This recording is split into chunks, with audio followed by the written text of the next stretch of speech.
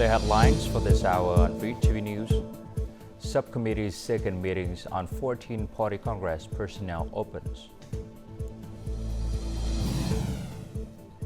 And National Assembly Standing Committee opens Q&A sessions. And in our world news, Kamala Harris formally accepts Democratic presidential nomination.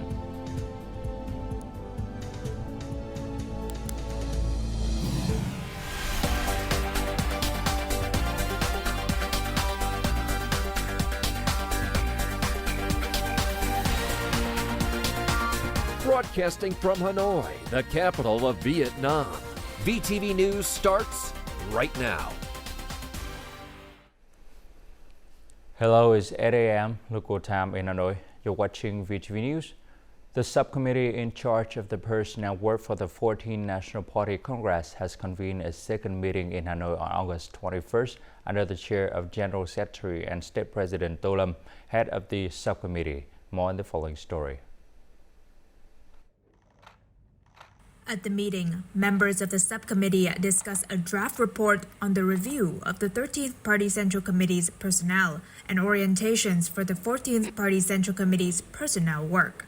They also discussed a draft proposal to the Politburo on the review of the personnel work of the 13th Party Central Committee and the building of the orientations for that of the 14th Party Central Committee, as well as a draft proposal to the Politburo on the orientations for the personnel work of the 14th Party Central Committee. Party General Secretary and State President To Lâm emphasized that this is a special and important task that will determine the success of the Congress and the rapid and sustainable development of the country in the future. The Party General Secretary and State President recommended continuing to espouse the ideology and measure and very specific orientation of the late Party General Secretary Nguyễn Phú Trọng, former head of the subcommittee at the first session. In particular, the subcommittee should take the results of the summary of the personnel of the 13th Party Central Committee as an important basis for building the personnel direction of the 14th Party Congress. The personnel work must be carried out in an urgent and prudent manner, ensuring solidarity and unity in the party, and the maintenance of the party's leadership and ruling role. Members of the Party Central Committee must have adequate capacity and prestige among the people and within the party.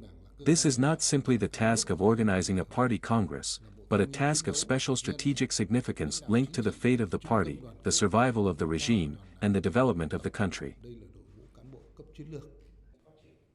Party General Secretary and State President emphasized that the personnel preparation must assure the direct, comprehensive, regular, close, and democratic leadership of the Party Central Committee, Politburo, Secretariat, and party committees and organizations. Party General Secretary and State President To Lâm and his spouse, along with the high-ranking delegation of the party and state of Vietnam, have successfully concluded their state visit to China. More in the following story. The state visit to China is the first foreign visit of General Secretary and State President To Lâm in his new position, demonstrating the respect of the party and state of Vietnam towards its relations with the party and state of China. It is particularly important this year to reach an important common perception on further strengthening the comprehensive strategic cooperative partnership and promote the building of the Vietnam-China community of shared futures in the current situation. We have continued to maintain high-level strategic dialogue and strengthen the building of good working relations between Vietnam and China, as well as friendly relations between the senior leaders of the two parties and two countries. It has clearly created favorable conditions for the two parties to enter a new stage of development. It has created favorable conditions for Vietnam to consolidate the foreign relations situation needed to achieve the development goals set down by the 13th Congress, as well as long-term development goals. The two sides have agreed on many common perceptions, continuously deepening the traditional friendship between the two countries. The cooperation between the two parties and countries has fully demonstrated the sustainable and long-term nature of the Vietnam-China community of a shared future. We can see that the two sides have had in-depth exchanges in all fields. This will lay a solid foundation for closer and longer-term cooperation between the two countries. China has consistently pursued a policy of friendship with Vietnam and always considered Vietnam a priority in its neighborly diplomacy. Vietnam always considers relations with China a top priority in its foreign policy of independence, self-reliance, multilateralization, and diversification. This is a strategic choice on both sides. We are extremely proud and always cherish the traditional friendship between comrades and brothers in the revolutionary journey that has united the two countries. Each of us present here today, regardless of our position, has a great common wish that the Vietnam-China relationship will forever be sustainable and will continue to make important contributions to promoting the comprehensive strategic cooperative partnership to build a community with a shared future. Vietnam and China have strategic significance in striving to inherit the traditions of friendship established and cultivated by President Ho Chi Minh, Chairman Mao Zedong, and previous leaders of the people of the two countries. The specific results from 18 important official activities of General Secretary and State President to Lam and the high-ranking delegation of the party and state in China have contributed to further tightening the close relationship between Vietnam and China. Both comrades and brothers, continuing to consolidate the foundation and create more momentum, reach new milestones, and open a new development stage for the friendly, neighborly relationship. The National Assembly Standing Committee on Wednesday conducted a Q&A session with the Minister of Agriculture and Rural Development, Industries and Trade, Culture, Sport and Tourism. Some issues in the fields of sectoral management at the implementation of the National Assembly resolutions were raised by interest deputies. Questioning the Minister of Agriculture and Rural Development, many delegates proposed early solutions to prevent riverbank and coastal erosion and arrange for people to be evacuated from dangerous areas. According to Resolution 853 of the National Assembly Standing Committee, there are solutions for the subsidence situation in the Mekong Delta. Could you please tell us how the solutions have been implemented? The Prime Minister has assigned ministries to develop a project for the Mekong Delta to adapt to drought, saltwater intrusions, landslide, and subsidence. We have completed it to submit to the Prime Minister in September. We are also focusing on solving immediate problems called no-regret investment projects and submitting them to the Ministry of Planning and Investment. How are solutions and roadmaps being implemented for arranging and relocating residents in areas at high risk of being affected by natural disasters? We have solved the problem for 27,000 households in vulnerable areas. However, it is still a major task, so we continue to work with localities to synthesize the additional demand in the next fiscal term. We also arrange many resettlement models for people, but there are situations when people don't want to stay. The reason is that the model does not ensure the livelihoods of people. Deputies assessed that recently the state of electricity supply for production and consumption has made many improvements, and at the same time suggested that the Ministry of Industry and Trade continue to review the current method of electricity price calculation. The current pricing system is not suitable for people's needs, especially the 10% VAT rate. I call on the Minister to explain this issue.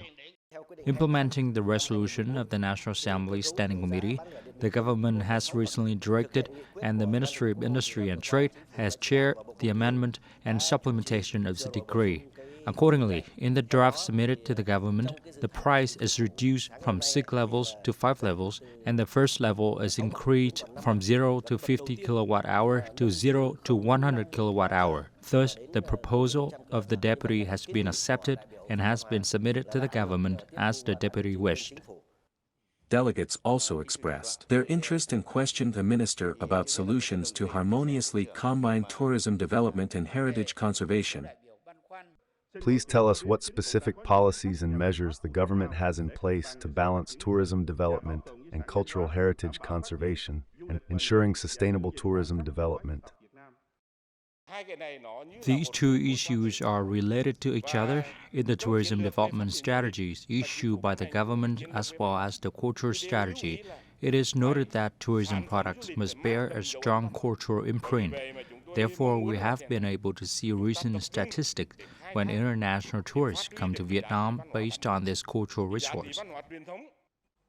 In the afternoon, the National Assembly Standing Committee continued the QA sessions for groups in the fields of justice, home affairs, security, order, and social safety, inspection, courts and procuracies. Only 3 localities have rearranged administrative units for the 2023-2025 period. Do the ministers have any solutions to speed up preparations for the upcoming congresses at all levels? There are some special units that do not need to be arranged in accordance with the spirit of Resolution 35 of the National Assembly Standing Committee. These include isolated locations, stable administrative boundaries from 1945 to the present, important national defense and security locations, and rural administrative units.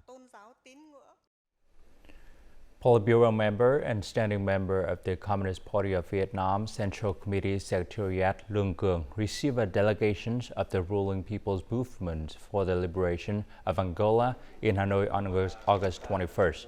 At the meeting, he affirmed that the MPLA delegation visit offered a chance for the two parties' leaders to exchange views on the bilateral ties and cooperation orientations, along with the international situation, helping to consolidate and tighten the friendship and traditional cooperation between the two parties and countries.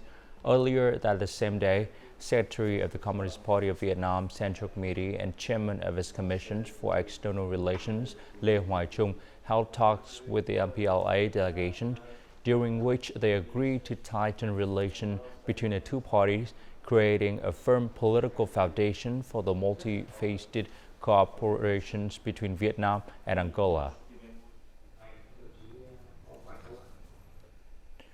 The Vietnamese Ministry of Agriculture and Rural Development and the General Administration of China Customs have signed 3 significant protocols regarding quarantine requirements, paving the way for the official export of fresh coconuts, frozen durian, and crocodiles to China.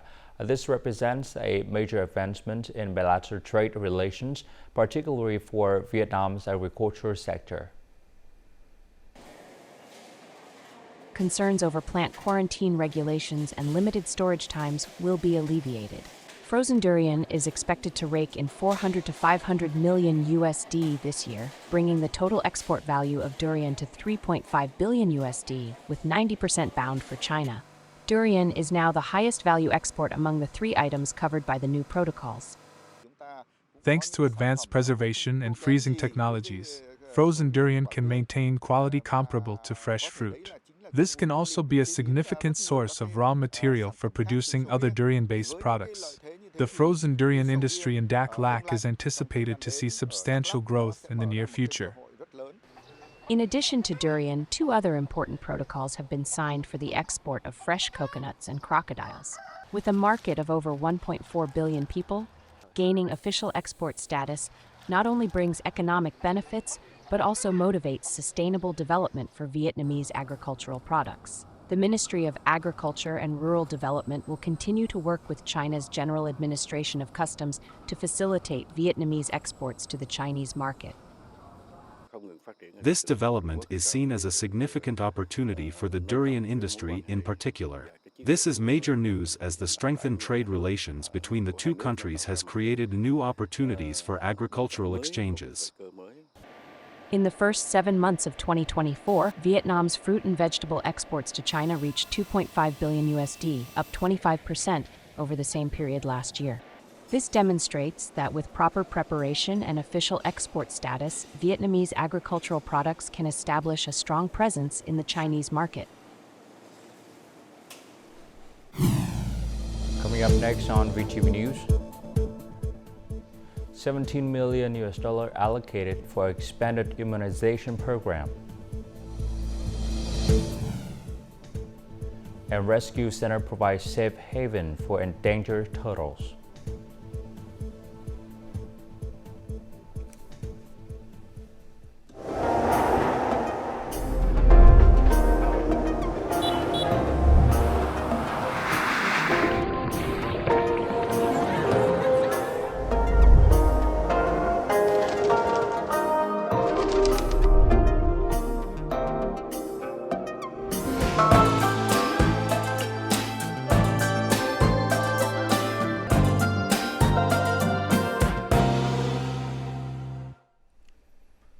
Prolonged heavy rains have caused landslide on National Highway 18B passing through Quảng Đức Commune, Hai Hai District, Quảng Ninh Province. According to local authorities, this is the first time a landslide has occurred in this area. The landslide sketches about 30 meters, cutting off the route from Bắc Phong Sinh border gate to National Highway 18A. Currently, authorities have set up barricades at both ends of the landslide site, temporarily restricting vehicles traveling through the area. A checkpoint has been established at the Quảng Đức Commune intersections to warn drivers and guide them on alternative routes if they need to travel to the Bắc Phong Sinh border gate.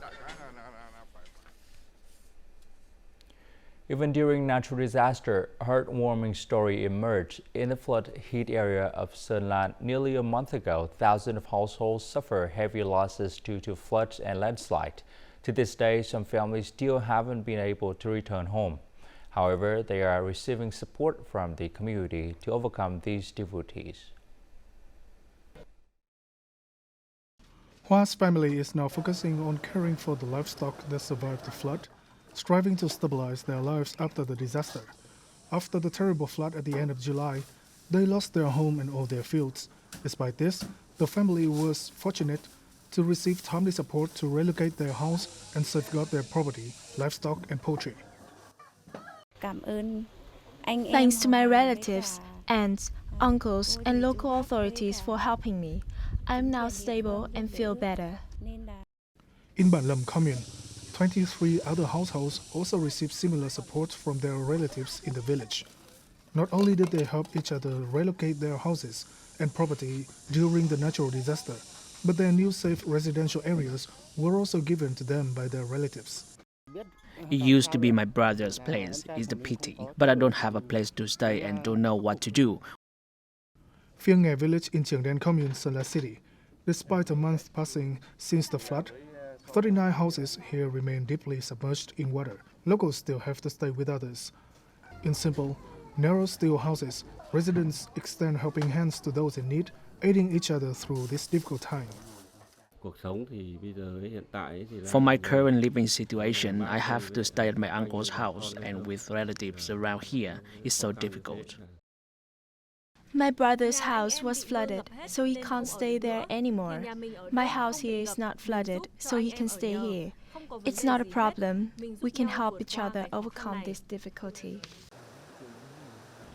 The floods have swept away almost all the homes and properties of thousands of families in Sơn La. However, from that hardship, the spirit of mutual love and support of the whole community shines through. They have shared food and shelter and given each other the motivation to recover from the natural disaster. Over 424 billion Vietnam dong or 17 million US dollar will be added to implement the expanded immunization program in 2024 and to be reserved for the first 6 months of 2025. This funding will be used to purchase 11 types of vaccines. It will also cover the costs of compensating cases of adverse reactions to vaccines in 2024.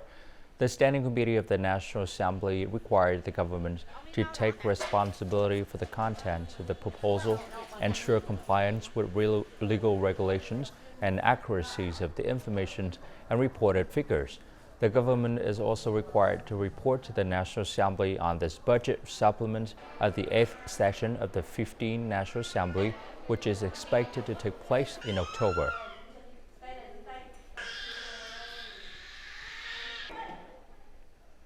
Founded in 1998, the Total Conservation Center of the Cúc Phương National Park has been rescuing tortoise and freshwater turtles from illegal poaching. The center currently provides care for over 2,000 turtles, including many endangered species listed in the Red Book. The care process from egg-laying and hatching to nurturing hatchlings is meticulous and detailed. These are eggs from a specific breed of turtle native to the central Vietnam, with each nest usually containing around a dozen eggs. Staff are on daily patrol around potential nesting areas. Surrounding predators such as snakes, rodents, and even ants can detect the smell of the hatchling eggs and attack the nest for food. That's why we have to move the eggs into incubators the moment we're aware of the hatch. The incubation process involves a modified refrigerator, with an average incubation period of 2 or 3 months depending on the species. Hatchlings receive special care for about 2 years before being released into the wild. It's super interesting with the eggs because it's different every day, and sometimes we have new eggs and maybe they start to hatch. Can you open and check? Yes. Okay, we can put it out. Looks like a good day today. Wow. We have a cute box turtle hatching. Oh, can see the head already? A Can you baby? see it? A baby? Yes. All turtles at the center are rescued from illegal poaching or successfully reproduced and nurtured under our care. The center separates land and aquatic turtles, housing over 2,000 individuals, including several critically endangered species. Open to visitors, the center raises public awareness about the threats facing turtle species in Vietnam.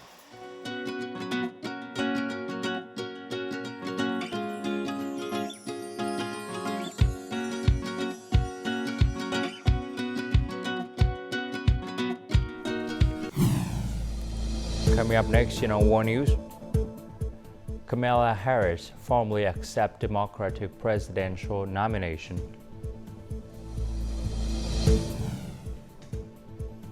And Thai government plans $8.7 billion for economic stimulation.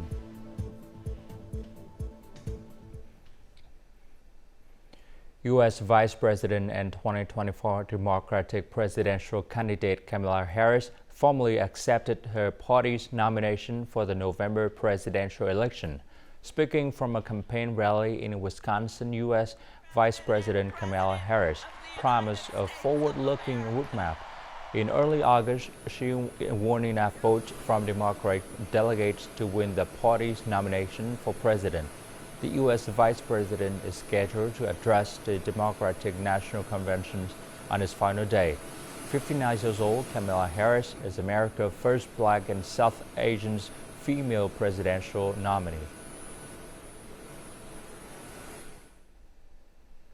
The Thai government under new Prime Minister Paetongtarn Shinawatra is planning to spend more than 300 billion baht or $8.7 billion stimulating the country's economy. According to the Thai government house, the budget will come from three main sources. The first is the Additional Budget Expenditure Act for fiscal year 2024, which allocate 122 billion baht to funding the government handout under the digital wallet scheme. The second is the draft of the fiscal 2025 budget, from which the previous governments earmarked 152 billion baht for economic stimulation. And the last is the central budget for emergency expenses under the fiscal 2024 budget. The UK on Wednesday announced new measures to crack down on the high number of asylum seekers arriving in the country. The measures include deportation, flight, and a crackdown on employers who hire illegal workers.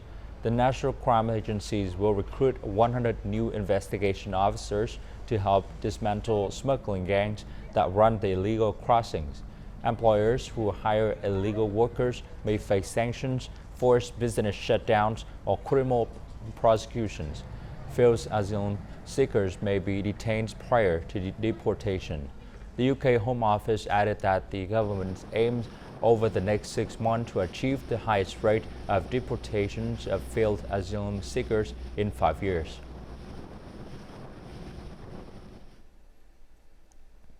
A typical museum guide advises visitors against touching exhibits. However, at the Typological Museum in Madrid, Spain, guests are encouraged to feel all the display artifacts. The museum's extensive collections of models representing historical sites and famous landmarks allows visitors, especially the visually impaired, to marvel at the fine craftsmanship of the works. With their fingertips, Marina Rojas and her friend went through a small-scale model of Barcelona's Sagrada Familia Church in an exhibition which allows the visually impaired to discover some of the world's best-known monuments. Rojas said that she never imagined the Sagrada Familia like that. Thanks to this museum, visitors can journey through various parts of the world. It's an extraordinary opportunity to take a global tour in a short amount of time. Interacting with different materials, shapes, and structures stimulates senses that we might not usually pause to imagine or consider. The Madrid Typological Museum houses 37 reproductions of global monuments that are listed as World Heritage Sites. It was set up in 1992 by ONCE, Spain's national organization for the blind, which has 71,000 members. Made of wood, stone, metal, or resin, the models are accessible to all visitors, whether blind, sighted, or partially sighted, giving them a hands-on sensory experience of the architecture.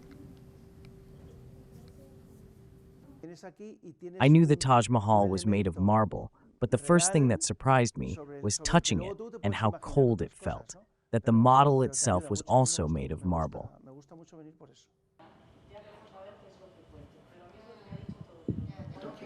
The Madrid Typological Museum welcomed 16,000 visitors in 2023. Besides the models, the museum also features artworks by people who are visually impaired and a display of tools and equipment used from the early 19th century until the 1980s to help blind people access culture, including books in Braille. And now let's continue with the weather forecast.